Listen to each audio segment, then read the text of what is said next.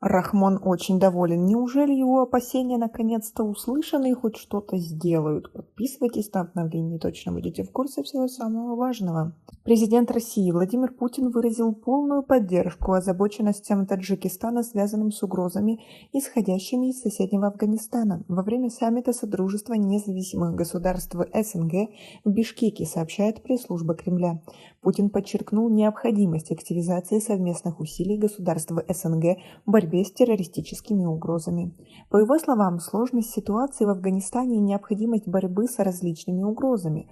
В частности, он подчеркнул важность сотрудничества по линии силовых и других структур для борьбы с финансовой подпиткой терроризма, отмыванием нелегальных доходов, организованной преступностью и наркотиками и коррупцией. Именно на это направлены представленные на наше утверждение Соглашение об образовании Международного центра оценки рисков легализации доходов, полученных преступным путем, и финансирования терроризма и Межгоспрограмма совместных мер борьбы с преступностью на 2024-2028 годы, сказал он. В ходе своего выступления президент Российской Федерации выразил обеспокоенность попытками давления на всех партнеров России и подчеркнул, что такие методы могут иметь ограниченный успех.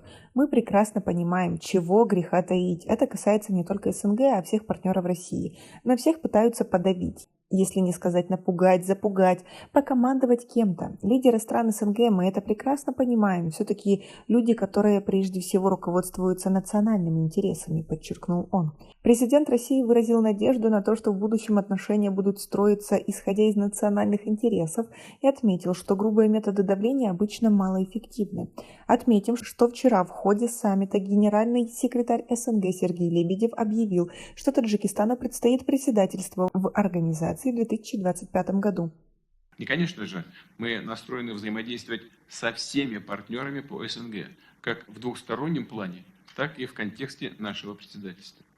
В заключение хотел бы еще раз поблагодарить председателя Совета глав государств, президента Киргизии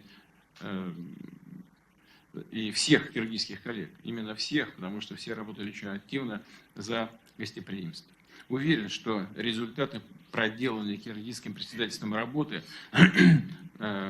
принимаемые на саммите решения и документы будут способствовать дальнейшему укреплению добрососедских отношений между нашими странами и процветанию народов Содружества. Ранее Мамари Рахмон провел в Бишкеке переговоры с Владимиром Путиным. И есть информация о том, что есть какие-то договоренности о безопасности Таджикистана. А верите ли вы в то, что говорит Владимир Путин, и что реально Таджикистану хоть как-то будут помогать? Или это просто, чтобы перетянуть на себя одеяло после встречи Рахмона с президентом США и Германии? Может, это просто политическая ревность, и по факту ничего не поменяется? Свое мнение по поводу всего этого напишите нам, пожалуйста, в комментарии. У нас пока на этом все. Оцените наше видео подпиской и лайком. До скорой встречи.